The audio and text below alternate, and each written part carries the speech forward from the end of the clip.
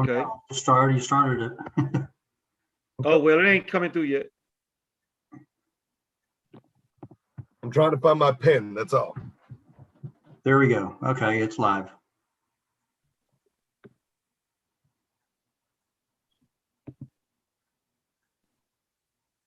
Good evening, folks, and welcome to tonight's episode of The Round Table. Today is March 17th, and I am your host, Danny Ellyson. Topics for this evening come from the likes of, what is the border crisis, and what does that mean for voters? We've got 13 different countries and 15 pending that are currently restricting the use and distribution of vaccines. Who could have seen that coming? $1,400 stimulus. Some of us are happy about it, some of us are not, but at the end, what hell is it causing? And Biden is now taking credit for warp speed. Pretty sure that was Trump. That being said, welcome to the table. Alex Johnson, tonight we welcome you, and we'll let you start with the state of the state. The state of the state, it's quite interesting, really recently with the revelations that came out regarding the Washington Post withdrawing and correcting their previous news article, pretty much going from the article a couple months ago saying that President Trump was, trying to bully and cajole and get the Secretary of State's office to do something illegal.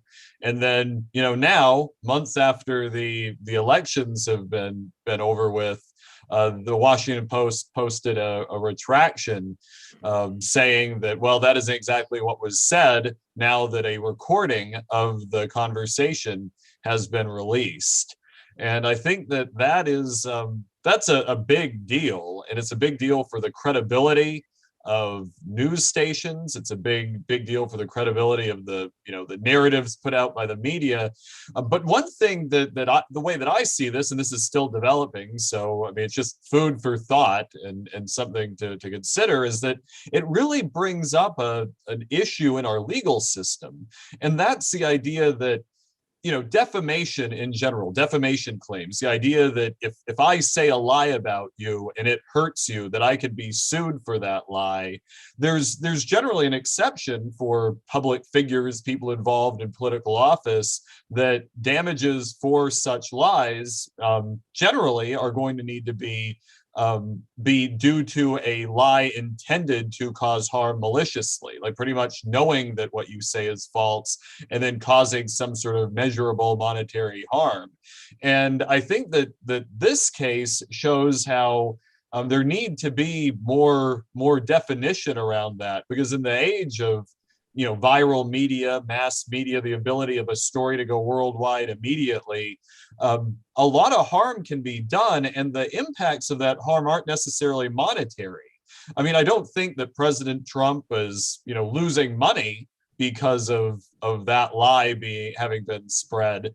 But I mean, it's a big deal because we all lost something. I mean, the public, when making their decisions for not just the presidential election, because of course his statements in that recording were after that election, but the other elections that occurred for the Senate seat in Georgia, those were all affected by those lies. Like, the impact of those statements is far more valuable than any sort of money that could be ever given to either to Donald Trump or to me or to any of you. It's an impact that defined the election results. It defined the future of our country. And that was all affected because a newspaper decided to run with a story based on a source from a person or persons that lied about something of great public concern. And I think on some level, there needs to be accountability. But that accountability in our current system, I mean, it's not coming from the free market, and it's not coming from pre-existing defamation laws that have gone back, I believe, to common law England. So it's a situation I think we all need to consider, because I mean, right now, I don't see there's going to be any accountability there. I mean, if there's political operatives involved, they're probably going to end up getting promoted. They may get promoted and put into place in the Democratic Party, but that's where we are today, and that is something of great concern to me that I'd love to hear others' opinions on. And I'd like to say just ahead of time for all the viewers, I apologize, I may have to leave early due to a lot of work going on with our firm, Bernard and Johnson, and Catherine wishes she was here this evening. No, absolutely. So Alex, stay with me for just a moment, but based on what you're presenting, let's segue that for a second. What does it look like with this influx at the border, right? So CNN and CNBC and all of these news channels are covering this influx of unaccompanied minors, which is now the way that we refer to it, coming to the border. But what we're not talking about is the influx of people in the United States of America that will undoubtedly be assigned Social Security numbers, which now change the voting populace if what you're saying is accurate.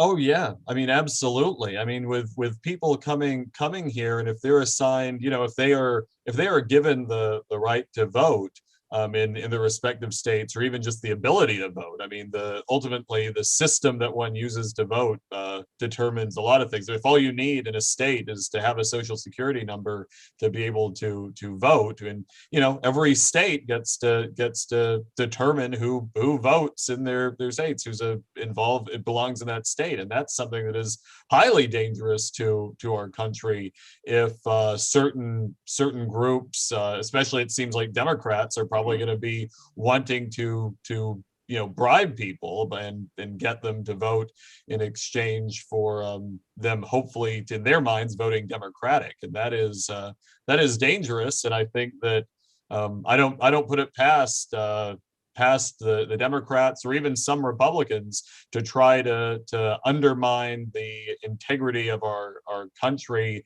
and election system by just encouraging as many people to come here without regard for our laws as possible, and then allowing them to influence who is elected to office. I mean, I think the people that are in power right now are spineless, power hungry, and self-serving, and that is I mean, that does not bode well either. I do think there's a little more chance of accountability there because we can always vote those people out, but we can't vote our way out of social control, which is something that is shown by, as I mentioned earlier, that Washington Post article. But the media is pushing a narrative, and people are going to be eating it up if they aren't paying attention. Alex Johnson, thank you for your contribution and your opening remarks here on the roundtable. Derrick, Grayson, coming to you. Let's talk about it. We've got people flooding across the border. And as they come in the border, and folks, listen, when I say flooding across the border, I'm not saying this from the observation of news. I'm talking about boots on ground, people that I know personally that are at the border. This is a crisis, something that Trump never experienced because he cut it off before it started. And now Biden and Kamala have gotten together, and this problem is now getting out of hand. You've got whistleblowers all over ICE that are telling you this is getting out of control. Why is it that the Biden administration would have to send FEMA and National Guard sources down to the border? Because they created a problem. Derrick, Grayson. Yes, thank you very much for having me on your show. Alex, you're spot on. One thing I want to piggyback off on what Alex said is you mentioned the word credibility. Because of what has happened in our schools, the fact that you can get away with the things that Alex said, I heard about the New York Post retractions. Those statements, the people are not here, they were used in Trump's trial to convict him. There was evidence that they were not true before the fact, but we didn't get them. Credibility means nothing because you can tell people the truth and they still don't care that there's no credibility. But I think what is happening with the border, Danny, they need these voters. They've got 2 bills prepped to be presented that will make legal 11 million illegals. Now, keep in mind, there was a time when credibility mattered, when Joe Biden ran for president the first time, because of all of the videos of his prior statements that they brought forth, him lying about graduating at the top of his class, him lying about having several degrees, him plagiarizing. They called him the plagiarist king. Well, I made that up, but they did have a name for him for plagiarizing. His credibility was shot. He dropped out of the race. That was a time when credibility mattered. But today, it doesn't matter anymore. New York Post reported on it, but I didn't see anything about it in CNN, MSNBC. I read about it in the Epoch Times, a paper that everybody continues to trash as Chinese misinformation, but you can verify every story that they put out to be factually accurate 99% of the time. So this whole thing, Danny, the border crisis is intentional. They want as many of those people to come across the border as possible. They want to pass this bill for the 11 million illegals because the unverified mail-in ballots was a one-off. And why is this critical to them? Because of people like us on this panel. There are millions of other people out there that are not in office that have had enough.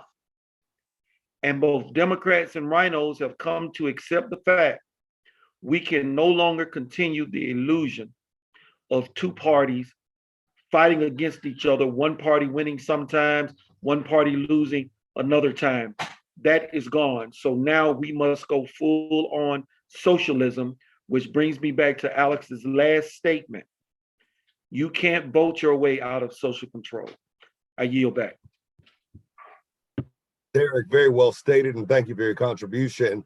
Going over to Josie Cruz. Josie, Honduras, Venezuela, El Salvador, they're saying they're all coming through Mexico. But you know what's funny about this? Nobody wants to talk about the Sudanese, the Turkish, the Iranians, or the Iraqis that are coming across the border with them. Talk to us, Josie. Yeah, that is very scary because I was watching the Spanish TV yesterday. My mother always watched the news. Then I'm listening to this complaint about these Latinos. They are separating us. They are putting the children in one place. They deport the parents, and the children stay behind. But what is more scary is these people who are coming across with the Latinos, because we need to understand something. The Middle East people, and they look more Latinos, like you and me, Danny. Like, they can mix, with the Latino, with these caravans, this invasion. So but they are not coming straight from from Syria. They already are being in Venezuela, in Bolivia, in Colombia.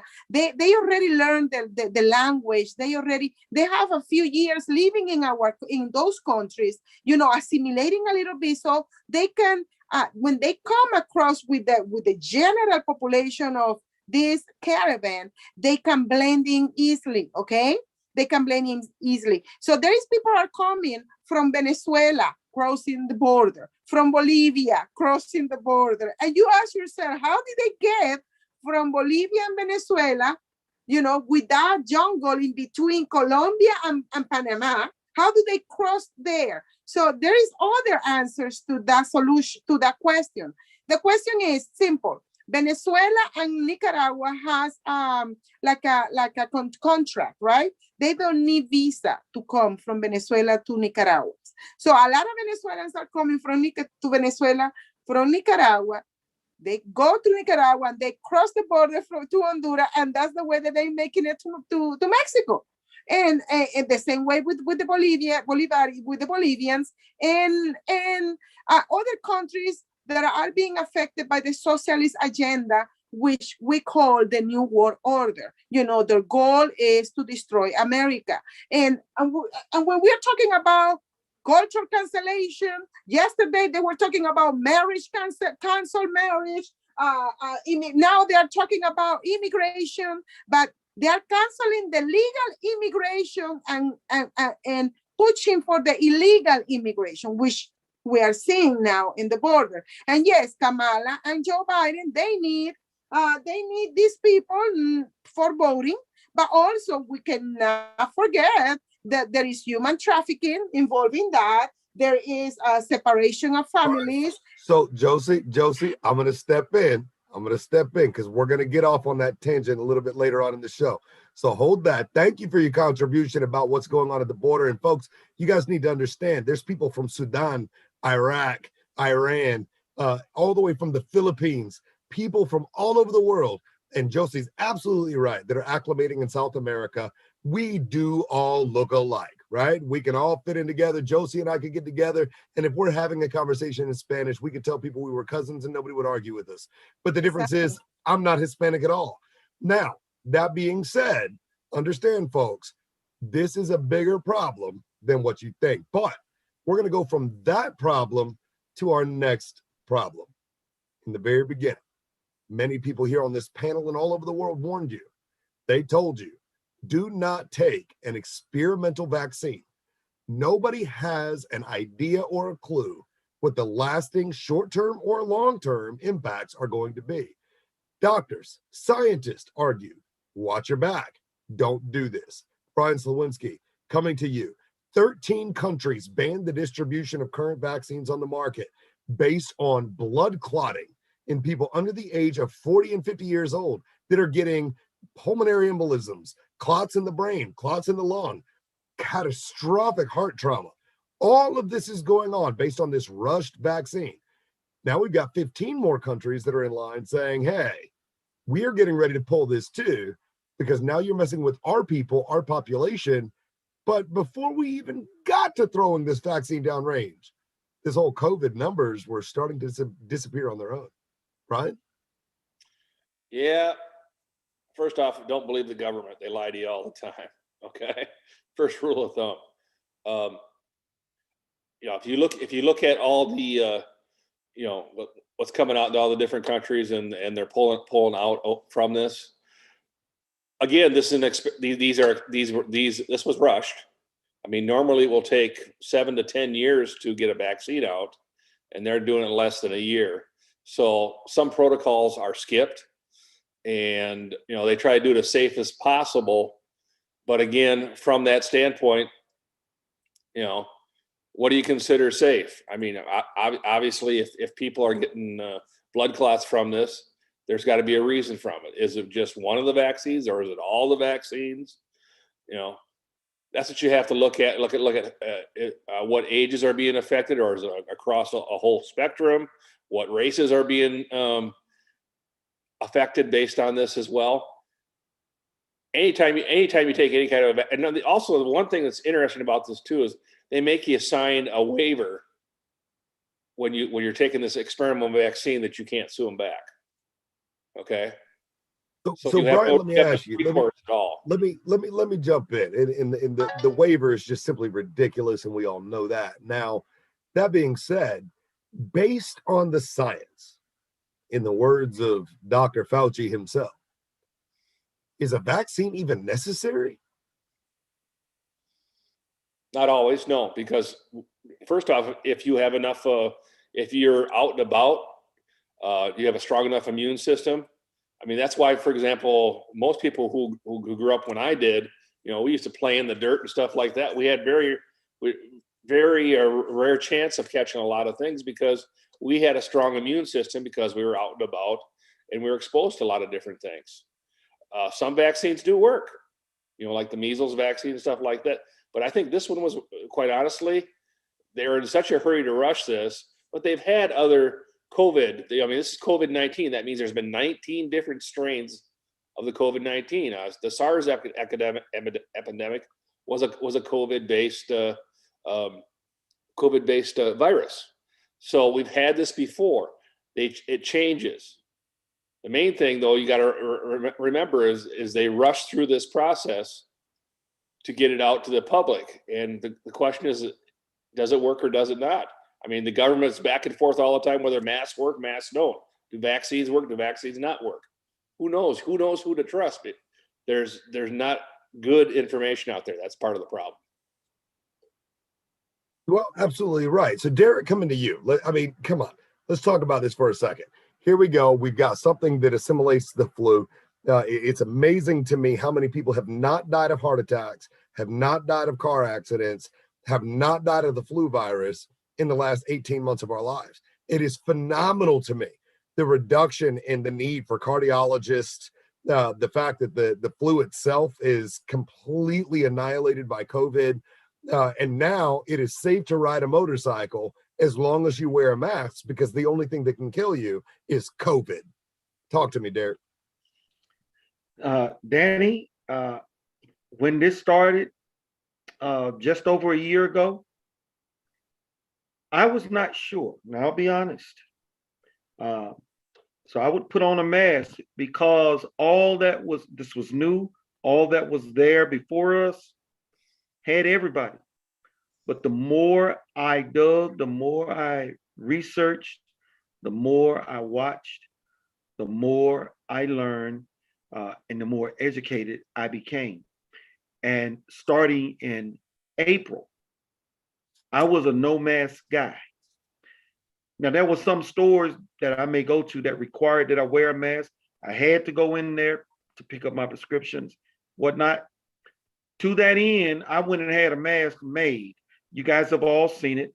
Confederate flag with the words slavery, Nazism, on the little Nazi symbol, the name Fauci, Gestapo, et cetera, and forced masking. I was making a point. This is my protest. But places that I could avoid where I had to wear a mask, I don't shop there. Still don't shop there today. Had an incident this past Saturday with a Subway, ran by Black people, owned by Black people in a Walmart. One lone young lady decided she wasn't going to serve me because I didn't have on a mask. You find this happening typically in stores that have Black people working them that simply do not understand. But go to a restaurant that's ran by white people. What they've told them, put on your mask, put up a shield, but serve these customers if you want to keep a job. In that particular Subway, that was just one woman. I went to another Subway, several people working, they had on their mask, and I got my tuna fish sandwich. So as far as all of a sudden, Danny, nothing else mattered. I'll tell you about my dad, I'm gonna shut up. We did a visit with his doctor. Mr. Grayson, would you like to get the flu shot? He said, no, I don't think so. I ain't been getting it. I won't start now. He said, well, would you like to get the COVID vaccine? He said, well, I don't think so because, there's no need for me to take the flu vaccine because I think y'all cured it. So I'm going to take my chances on not taking the COVID vaccine at all. That may be a cure for it. So, and my father is 88 years old and does not wear masks at all. I tell people, do the research, look around you. A disease that kills less than 0.2% from what I am told, the numbers that I have heard, you have a greater chance of surviving it than you do anything else, as far as that matter goes. So why take a vaccine where your chances of overcoming it are greater than 99.8%? I don't understand it. And I don't even think that this is a vaccine. I believe it is more akin to gene therapy instead. Vaccines typically take a virus, a weakened virus, inject it into your body and forces your body to produce antibodies that will give you an immunity to it. That's typically how vaccines work. I'm not a scientist, but I know that much from biology, high school biology. So I don't know what they're doing with this alleged vaccine that they put together in less than a year, but everybody will tell you 7 to 10 or 15 years in most cases to develop a reasonably safe vaccine. And nobody knows what the long-term effects of this vaccine is going to be. I got Facebook fact check over my post about Hagler and Hank Aaron. So I reworded it differently. I said, people, Hagler, Aaron, healthy, took vaccine shortly after they died. Connect the dots. It ain't illegal to think yet. Draw your own conclusions. I yield. Right. So great points. Great points, Derrick. And I'm going to push back on one thing that you said there. Listen, depends on where you're at in the world, whether you're in big cities, metros, large, smaller areas, rural areas. The divide in this country of people that are uninformed, underinformed, and misinformed has nothing to do with a race or pigmentation. There's only one race, and that is the human race. So going forward, listen to me, folks. Be not dismayed, but also be not misled. Derrick just nailed something so big. Folks, in order for something to qualify to be considered under a Schedule A vaccine, it must actually hold the virus itself to fight against the virus. What they are calling the COVID vaccine does not have the virus in it at all. Therefore, it is defined under biology as a genome therapy. Derrick, you nailed that and stole my thunder for a second show in a row. Alex Johnson, coming to you for just a moment. Let's talk about the legal implications, right? So every word in the English language has legal implications. And there are people out there calling this COVID administrative injection a vaccine, when in fact, scientifically and by the standard of law, it is not a vaccine. But they are treating it as a vaccine schedule and administering under false pretense and false auspice that it is a vaccine. What say you? You're the lawyer. Well, I'm glad you came to me, and I'm going to have to drop off after this. But the important thing with the vaccines is that, like, whether or not you call it a vaccine or not, what is currently going on in the law in the United States is that in most jurisdictions, anyway, I know for vaccines, it's the whole US, but when it comes down to any other product, if you're driving a car, if you buy a new car and that car is defective and blows up and kills you or like maims you or maims others, you could sue that car company.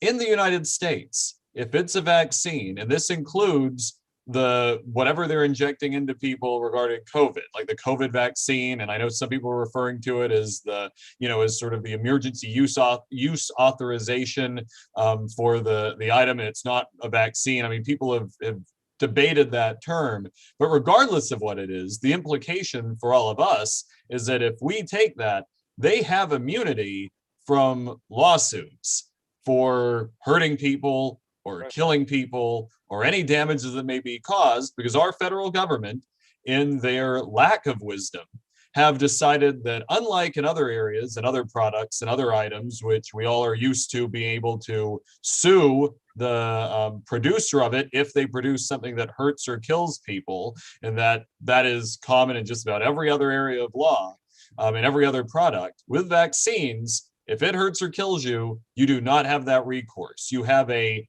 certain fund that the federal government has that if you comply with certain federal forms and you go in front of a special court, you don't get a jury of your peers. You don't get the same situations and protections that come with any other lawsuit.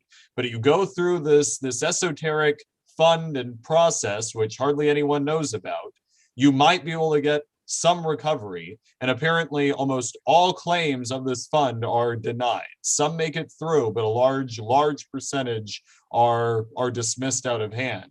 So I mean, I ask myself all the time, if these type of things were, if they were perfectly safe and largely safe, then why is the federal government protecting the manufacturers of all of the vaccines, not just the COVID ones, but all of them? I mean, if they're so useful and great, why aren't they doing it? I think one answer is, the lobbyists have bribed our politicians. The other answer is that they obviously are, that some of them may not be safe enough to, to outweigh the cost of a bribe to the politicians, which is really, I mean, I'm sorry, it's not really bribes, it's campaign finance law, but it's, it's the same thing. Well, Alex, I would argue that you did a great job recapping that on legalese, and I would argue that the law that actually provides this clarity is the same one that tells airlines that they have to give you the flyer in the back of the seat that says, when the plane is going down and you are headed to your certain death, please place your head between your knees and kiss your own ass goodbye. That will save you somehow, some way. Excuse the language. Alex Johnson, as always, we thank you for attending the round table. We hope to have more time with you next time. And thank you for your contribution to the show tonight. Derrick, Grayson, coming to you. Here we go. Vaccines. Place your head between your knees. Okay? Alex said it best, right? So vaccine, the word vaccine itself is being violated in the standard of law, but Alex paints the picture. Why is it being called a vaccine? Because statute protects those that provide and administer vaccines. Let me give you some history on that, Danny. Please. This comes from the Vaccine Act, or I think it was called Child Protection Act or something like that. But for short, we refer to it as the Vaccine Act. It was presented back in 84, 85-ish by a Democrat. The reason they put that out there, drug companies were getting tired of being sued by parents. And drug companies got with their lobbyists, and this Democrat put forth this Vaccine Act that was signed into law by Ronald Reagan, of all people. Now, when I bring that up, a lot of people say, well, Reagan wasn't in his right mind in those last days. Reagan was being controlled. I really don't care. But Ronald Reagan, that's part of his legacy. And that legacy does what Alex says. This allowed the government to force parents to have to get their child vaccinated and provide proof of the vaccinations to the school, else your kids could not attend. Now, some states allowed for vaccine exemptions, but understand this. The way vaccines work, and I'm not an anti-vaxxer, I want to make that clear. Vaccines have done much good. Go back in history and look at what they have been used for. But if you take the vaccine, you're immune. What do you care if the other kid gets infected and dies or whatever the case may be? That's not your problem. That rests on the parent. Well, the motivation for it was drug companies made a ton of money. It was a built-in source of income, and they just went hog wild in all 50 states in this country, providing vaccines where parents were forced to get their children vaccinated if they wanted them to attend public schools. That is where that beast came from. Thank you, Democrat. Thank you, the Democrat from California, and all of the Republicans and rhinos for giving us that. That is the reason why we are here where we are today. And the drug companies will not be held accountable. But now over in one of those 13 countries, Danny, they opened up a murder probe, probe investigation on one of those deaths.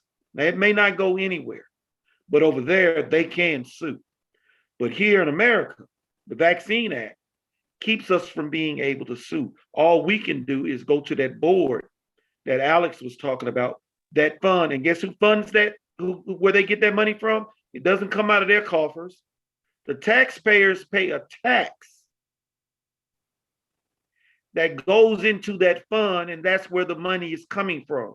So if my child is hurt, and if I'm fortunate enough to get any money, I actually paid into that fund that's trying to give me some measure of relief from the harm that vaccine caused to my child.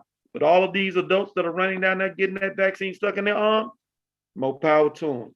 I've said it more times than I can count. Don't take that garbage. That's something, Derrick. Reminds me a lot of the book of Revelations. sorcery, witchcraft, and the things that science will place on humans.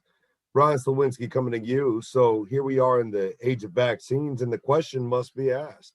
If we as conservatives understand the dangerous risks and outright just psychological detachment from a sane and rational society to go and take this injection, why would Trump advocate for people taking it? Is this a play? Is this a strategy of his? Some suggest, not to put words in your mouth, that Trump's doing it because he knows that his conservative base won't. And so he's encouraging others, some type of malicious intent. What say you? I don't know what his intentions are. But before we get any further, though, today is the 17th, and I just want to make sure that wish everybody a happy St. Patrick's Day. So we're talking politics, so let the shenanigans begin.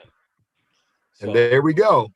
The next show in which you steal my thunder is part of my closing. But thank you, Brian. Happy St. Patrick's Day. I would say I don't know what Trump is doing. He's his own man, and I don't know if he's doing it as a spoof or he's getting people to say, "Hey, well, you should do it." Then people go like, "Oh, wait a minute, maybe we shouldn't do it," or vice versa. Well, I mean, people are going deeper in layers, Brian. They're saying, well, Trump was talking about how proud he was that the rollout of the vaccines was something credible to him, and Fauci was his guy, and so on and so forth. And now that he's out of the White House, and now you have Biden trying to take credit for warp speed as well as others. That's one of our topics for this evening. But at the end of the day, there's still this stump point. I mean, we've got to have this conversation, guys. So we can't light foot around about it. And those are polite words. We really can't. Trump has told people, go get the vaccine. I think with freedom, it's your own decision. It should be based on good information. So what you're saying, Brian, folks, listen to this very carefully. Listen to my words. So what you're saying, Brian, is that Trump is invoking people's constitutional rights to make sound decisions as consenting adults. Yes. Huh. Who'd have thought? Behind you have what says freedom. That's what we do. That's what we're doing. That's why we have this, is so we can get people talking and learning about freedom, learning about the Constitution and how the Constitution was set up and the Bill of Rights was set up as a check on government, not a check on the people. So is it fair to say that what Trump is actually advocating for when he says, folks, the vaccines are here, they're available. We accomplished the vaccines. That's what you asked us to do. We did. Now, if you want it, go get it. If you want it, you go get it. So what you're saying is literally that Trump is being a constitutional advocate and saying, go get your vaccine, go get a tattoo, go get drunk, drive yourself home, DUI. Do what you want. Well, I would say more, do what you want, just don't harm anybody else. Wow. It's amazing how the media spins this conversation. And they say that Trump is advocating for him when conservatives are outraged by it. Because I can literally tell you, folks, Trump never once said, I suggest, I recommend, or you should get your vaccine. Trump's words, and I quote, we got the vaccines approved. We've streamlined them and they are available. We have instructed the states to make them available. And if you are eligible, it is up to you. Go get them. Well, again, what you have from the media, you have it's appropriate on St. Patty's Day. You have media shenanigans going on.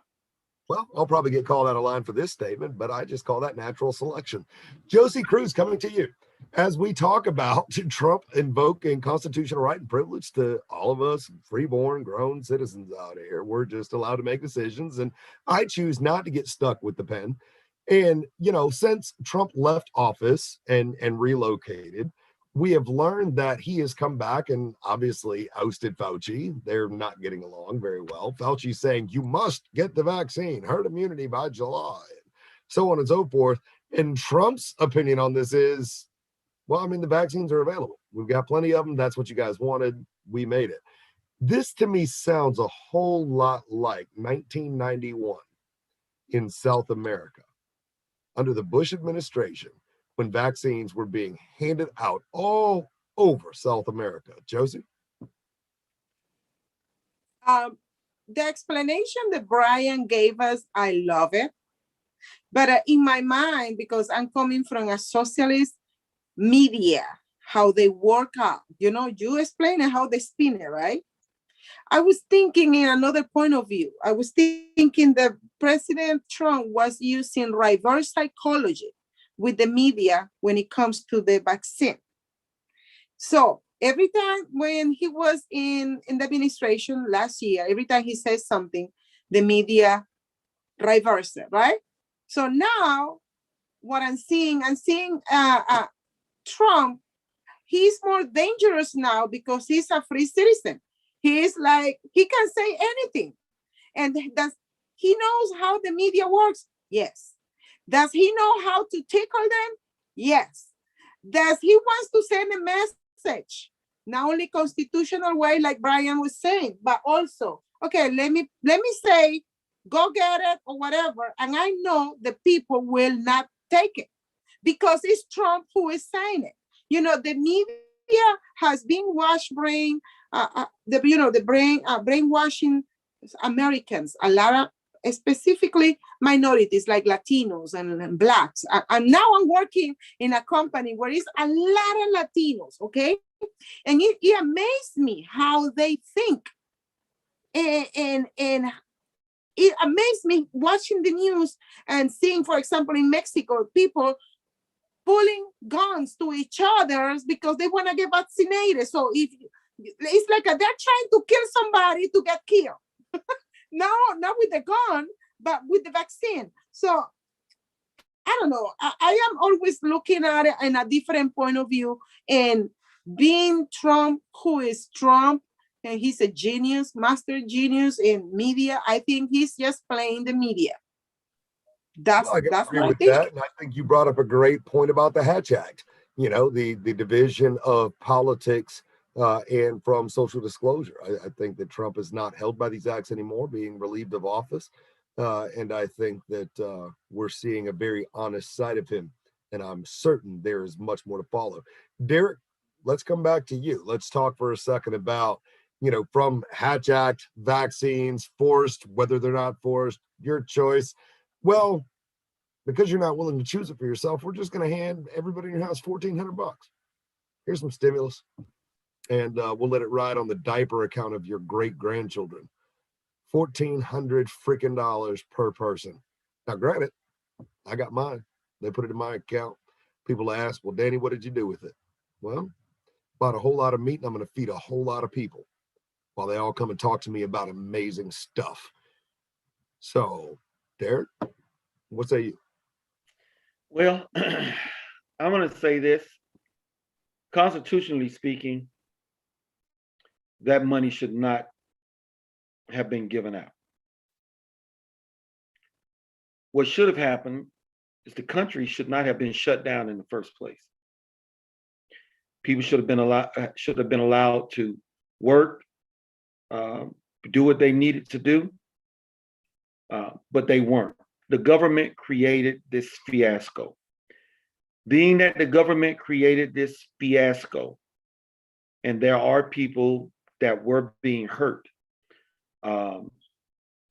So politicians violated the Constitution, and they signed on to the first stimulus under Trump.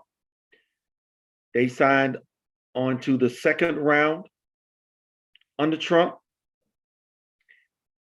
But in this third round, this is where the musical chairs got into place.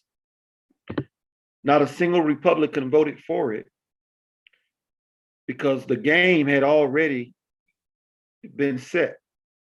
They knew it was going to pass. The $1.9 trillion was going to pass with the Democrats regardless. Only one Democrat voted against the $1.9 trillion. So Derrick, let's jump in for a second. Let's expound on something you just said. That the money going out was unconstitutional. So let's clarify what part of the process was unconstitutional, because the people control the purse. That being said, the money value that's actually in an account is controlled by the people. So if it is sent back to the people, therefore that doesn't violate the Constitution. What violates the Constitution is the creation of debt on a citizen. Okay, so you're right, getting down into the weeds and making I it. just thought it was a prime opportunity to discuss it. Yeah, no problem. The what I was getting to, this third round of funding, which includes the $1,400, only 10% of this money went towards corona relief. That includes the $1,400. I would argue that it's less than that. Okay, all right.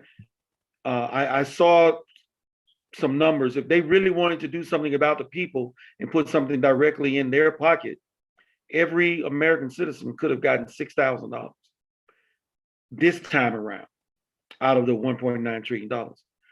But $1.9 trillion was a reset from Trump, was payoffs. Teachers unions got, I forgot how many billions of dollars they got, but they got that money. It may have been 8 billion. They got that money without having to sign on to any strings for ensuring that teachers returned to the classroom. And there are already reports being put out that Blacks and other poor minorities are being impacted by staying at home and will fall behind by as much as 2 years. And a university professor was caught on a hot mic talking about how abysmal the process is when it comes to educating these Black kids that are being moved along with GPAs as low as 1.9%. So Derrick Grayson was the one saying a year ago, you shutting down these schools, the kids that are going to be hurt are going to be the Black kids. And I know, Danny, you like to say it's not about a race issue. I am not a racist, but I do not ignore the impact that certain policies have on certain people. And that is by design, because politicians, the system uses race. They intentionally use race. The more you make a segment of people dependent upon government, the more you can retain your power. Ergo, going back to these illegal, the 11 million, if they become citizens, who do you think that they're going to vote for in the next election? I know I'm digressing, but the point I'm trying to make is they are fast moving us towards socialism. And we will get to a point where we will not be able to get out. And the Black vote is no longer enough. And the mail-in ballot, the unverified mail-in ballots, that was a one-off. It will not happen again because they are already starting to overturn. 2 elections I've read have already been overturned. But getting back to and I'm gonna step in because we're going off track here. We are going off track. And I absolutely understand, and I completely understand that there are certain things strategically aligned against and for certain pigmentations. The reason I speak that there is only one race, which is the human race, is because I speak into the existence of hope. And I believe that what comes from the mouth reveals what's in the heart, and that we have the power to speak certain things into existence.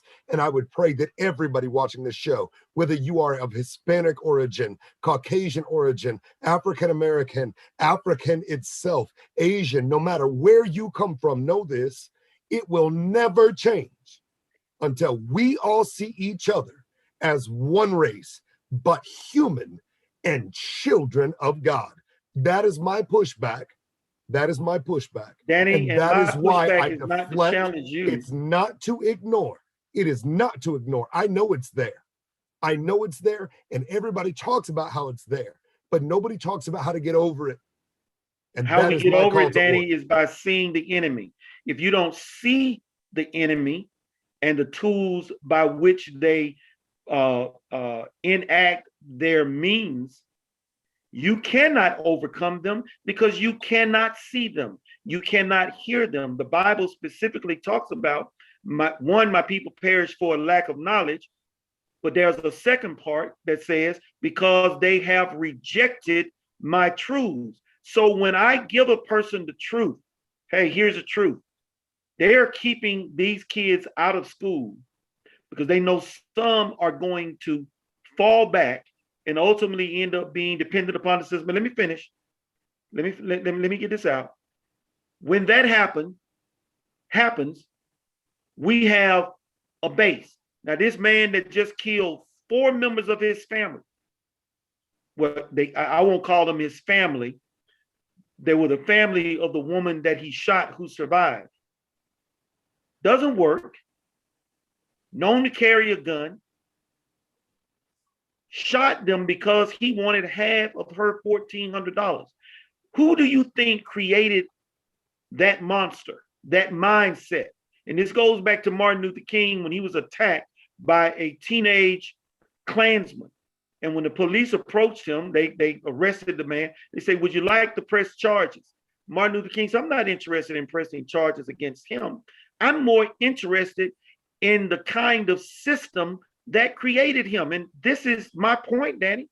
If we don't see the system for what the system is, we can sing Kumbaya, we are one race all day long. But if we continue to ignore the tools by which the system uses to destroy us, we will never overcome it because we don't. I'm gonna fire back. I'm gonna fire back, and Brian, I'm gonna come back to you, but I'm gonna fire back. Kumbaya over we are all one race is insulting.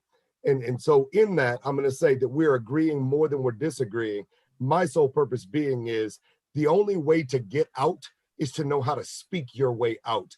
You can know about every trap that you're in, but until you know how to declare it different and find victory in the name Jesus and speak into existence something different, that we are all one race. We are all the children of God. Yes, we know the horrors. Yes, we know the nightmare. Yes, we know the system. We are aware. History has shown us all of that. But how do we get over the history that we have learned? We join together and we refuse to speak of the past, and we only speak life into the future. Brian, coming to you. $1,400. Every household, everybody, every human. $1,400. Legal, illegal, rich, not rich. They say, oh, well, there's a financial threshold. Well, go and look at the There's rich a people. financial They still got it. threshold of $150,000. If your family makes more than $150,000, you don't get it. So like, for example, in my family, it's a $1,400 check it's supposed to be, okay? Well, I have 10 people in my family, okay? So that's, that's a lot of money. Well, Like you're buying dinner. but technically, actually, the bill is not $1,400 that they're spending. They're spending $6,400 per person, per family. So basically, they just put my family $64,000 in debt, didn't receive anything of it. And I'm going to be, be made the bad guy because I worked 3 jobs most of my life and saved money and invested money and took risk.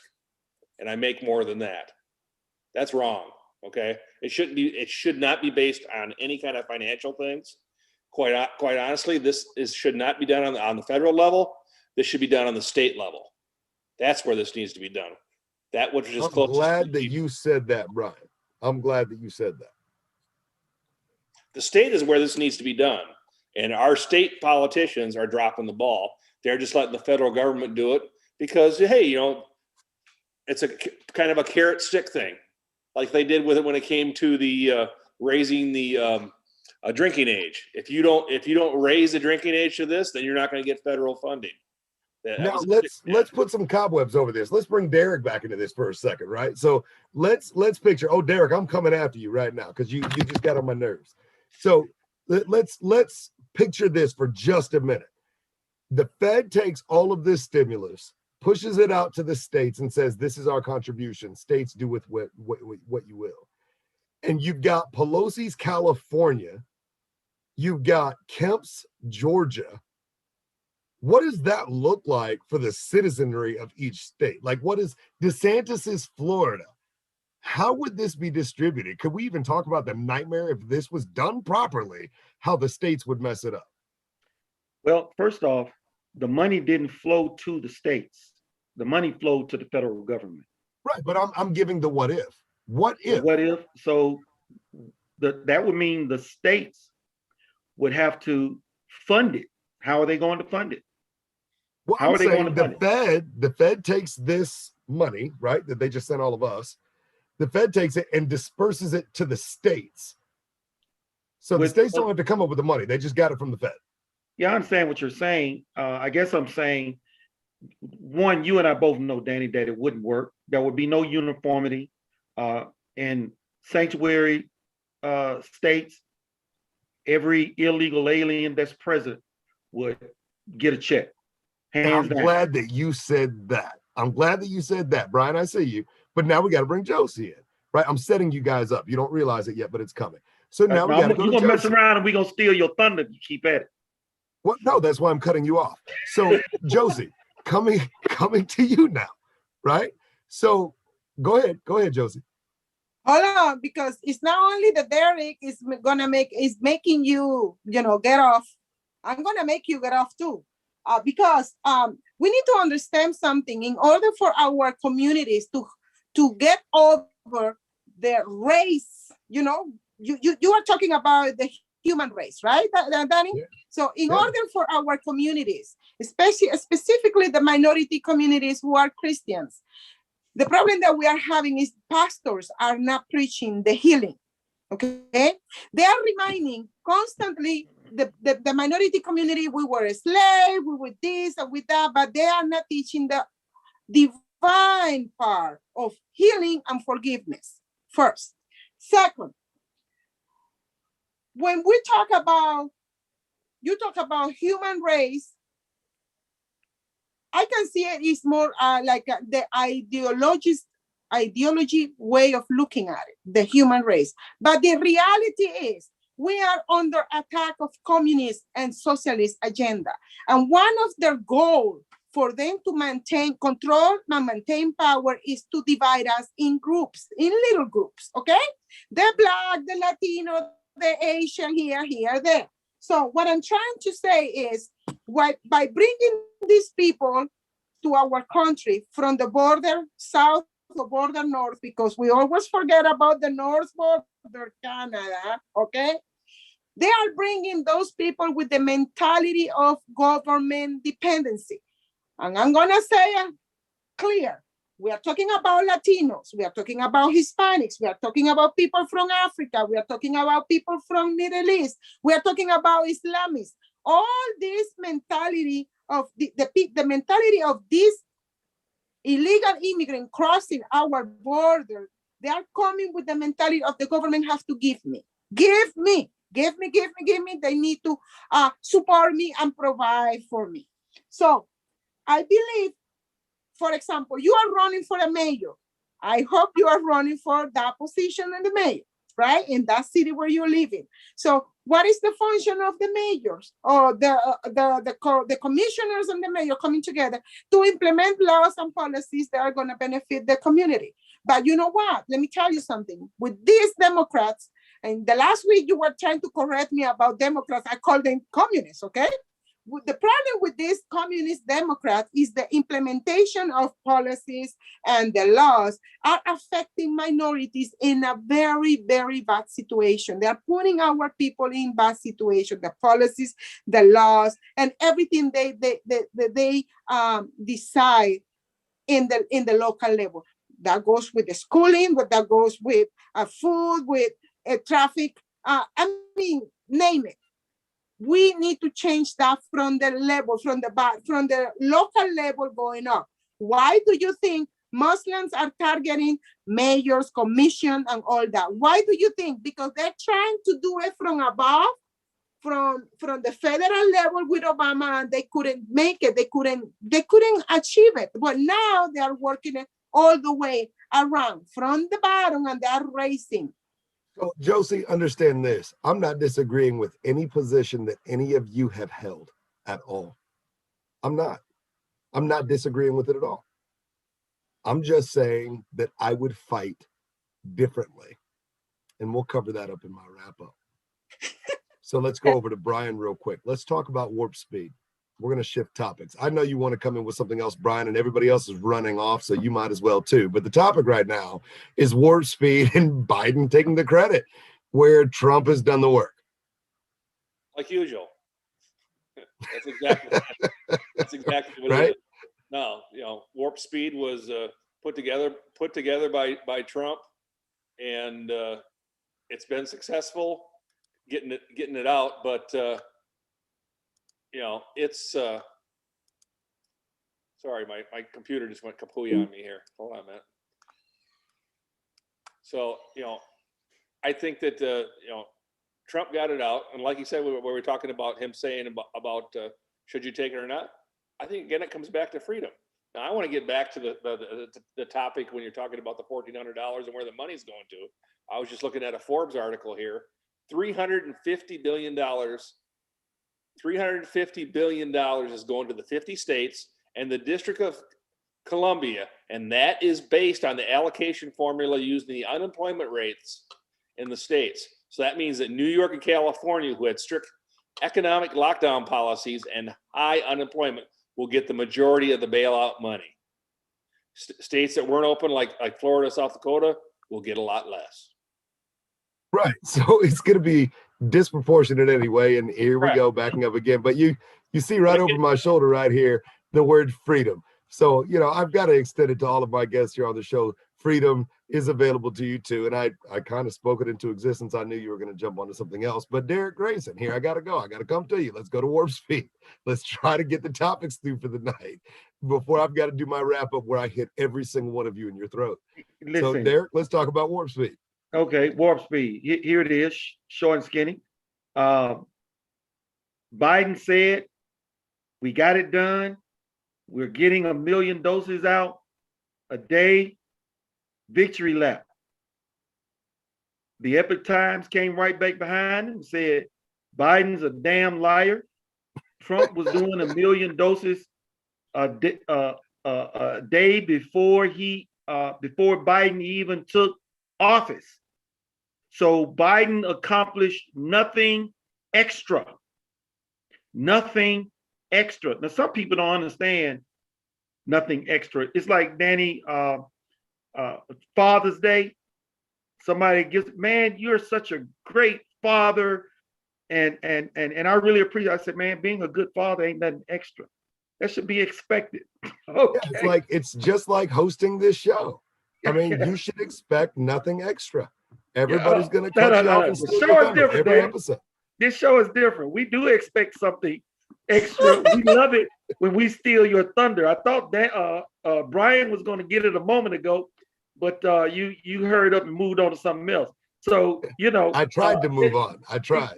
Yeah. But at any rate, Biden accomplished nothing extra in terms of warp speed. That is all Trump. Period. The plan was laid out. All Trump did was take off his shoes, and Biden, segregation Joe, just stuck his shoes in. That's it. What else needs to be said? That is the truth. I agree. And for the essence of staying on the conversation, maybe I can go to Alan and he won't change the topic and whatnot. But Alan, welcome to the show here at the table. And let's talk about warp speed. Biden's out here saying he's taking all the credit for it, but I'm pretty sure I've seen very clearly the enactment of Operation Warp Speed under the Trump cabinet before doggone Biden even got close to the White House. You're right about that. The one thing that's funny is that Biden, I call him Biden, by the way, just because he's a leftover from the Obama administration. He gets into office and first thing he says is, we can't find the vaccine. So now all of a sudden he's saying warp speed works. It was a great idea that I had. And I'm like, really? Where'd you come this? I mean, somebody wrote this for him because we know he can't even spell his name right. Sorry, man, I'm not a big fan of the Biden thing. But no, the whole vaccine thing, the warp speed was Trump's baby. He had to go with it. He couldn't say it's not going to work. Don't take the vaccine. He had to push the vaccine. Now, personally, I will not be getting shot. That's my personal views. But how do you sit back and say warp speed was mine when you first came out, when you came in and said, I inherited a mess, there's no vaccines. Now, all of a sudden, they got the vaccines, it's out, it's working. Warp speed's a great success. And, it's my baby now. Yeah, I'm not buying into it. Sorry. Well, it seems like a normal political tempo that we see in politics today, right? Don't let the right hand see what the left hand's doing. Misdirect, redirect. Everything is somebody else's fault, and we've got to give the mainstream something to piss everybody off to the point that we won't even watch it anymore, because a sleep people is a defenseless people. Brian, I see you. Yeah, I just want to comment on you got to, with anything with politics, if you learn a couple things, it's follow the money. Where's the money coming from? Who benefits? And if you want to get close to it, you got to make sure you got a bright light, and in some cases a torch, to make sure that you can really see what's going on, see where all the vermin run when you start shining a light on them. Thank you, Brian, and to all of my guests here on the roundtable tonight, I thank you so much for your participation. Josie, I see you. Come on in. We need to remember that every communist, they always steal ideas or the successful of an investigation. They always steal all that credit, and they take it for themselves. So what Joe Biden or Biden, I like that, Alan. What Joe Biden is doing is typical from third world countries. Okay, it's typical from corrupted politicians, and that's what it is. Thank you. Josie, thank you. Folks, tonight, we actually had a great show, believe it or not. And you see these little tiffs that happen here on the screen. Those tiffs are honest. This is not staged. This is us working things out. Why? Because we're adults. We're people. We have conversations and we find different words to explain our emotions. And we use the words that we're using to explain our emotions to justify our thoughts based on our experiences. Now, for any of you that don't know how to connect all of that, Rewind is available on YouTube. Go back and listen to what I just said several times. Now, that being said, the argument tonight that was really in the forefront was threefold. One, should you get a vaccine, and is Trump backing a vaccine? No, and no. Trump is backing your freedom to be as stupid as you want to be. Enough said. Moving on, the second argument that we were having here at the table was about the disproportionate structure of a society and a government and its impacts on minority people. That's very true. Very true. But in South Mississippi, white people are minorities. Take that to the bank for just a second. That is the reason I'm pushing back. And I am saying, yes, it's true. It's very valid. It's been true since the 1800s and the prior. We've argued about it. We've written it in books. We've had people that have sat on buses. We've had people that have climbed hills. We've had people that have walked miles. We've had millions that have gathered. We've had all these different things. But still the problem persists. How do we change it? We change it when all of us take each other hand in hand. When all of us come together and say, you know what, I don't see you different than me. I see you in your human flesh. I see you freeborn. I see you as a creature beautifully and wonderfully made in the image of God Almighty. You are intentional. You are purposeful. Now, does that mean that we have to ignore the history? No. Does it mean that we have to ignore the problem? No. Does it mean that we don't have to address isolated issues? No. But it's a lot easier for me as a minority, raised by an all-white family as an adopted kid, to deal with my issues when I can bring all of them with me. When I can bring Derrick and Josie and Brian and Alan with me. When we can all go face the problem together. But the only way that we can do that is when I can get to the point where I say, I don't no longer need to say, woe is me. I need to say, woe is we. For we have all fallen short of the glory of God. We have all become victims of evil. We were all born into sin. The end time prophecy didn't specify your origin. It simply said, we were all at threat. We were all at risk. It was our faith that's under attack, not our race, not our color, not our gender. It's our faith. Now, what tools do they use to distract us? Well, boys playing in girls' sports and boys walking around girls' locker rooms and black people being targeted by white people and white people getting beaten up by black people and Hispanics being locked up in cages and all these distractions because nobody wants you to say this is spiritual warfare. Nobody wants you to say that this is a war for your soul. Understand, your soul doesn't have a race, doesn't have a pigmentation, doesn't have any of these things. People wake up. You're talking about the woke culture. We're woke. We see what the man has done to blacks.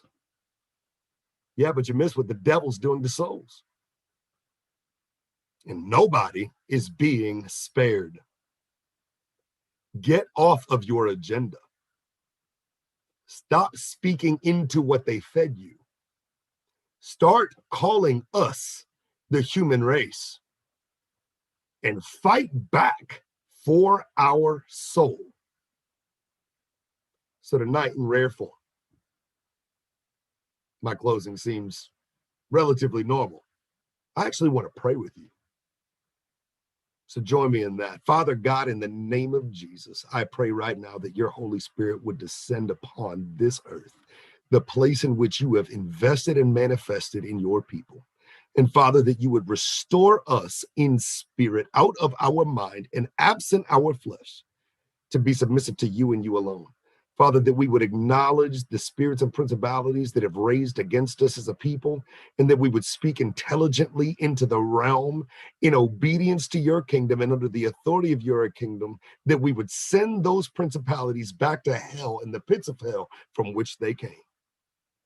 Father, I pray for every head and every ear, every voice, and everyone that comes in contact with this broadcast here, Father, that you would wake them up, that you, Father, would be the woke culture, that it would be spiritual warfare, that we come alive to and known to. In Jesus' name, amen. Thank you for praying with me. And it may not be the way that you would do it. It may not be the words that you would have used, but understand this. Yes, we have to face the issues. Yes, there is an imbalance.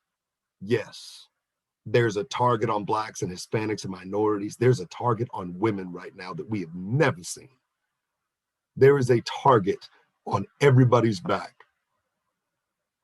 But hey, I'm Danny at the round table. I'm just saying, if we all take our problems, put them together in one basket, we join as one team and we speak in one voice, we claim ourselves to be the human race, children of God, protected by the infinite grand architect, the Holy Spirit of all things, that all of our problems are equal. And when we realize all of our problems are equal, then we'll realize that all of our gifts are too. We are the human race. We are children of God. You are my equal and I am yours. I am no more important than you. I may have different gifts than you, but I will add my gifts to your basket if you're willing to add your gifts to my basket. And let's go forth, do great things, multiply, and spread the word right here at home. For me and all of my guests here at the round table, my family here in the Low Country, we thank you for joining us tonight. And just to get a dig at Brian Slawinski, I want to wish you a happy St. Patrick's Day.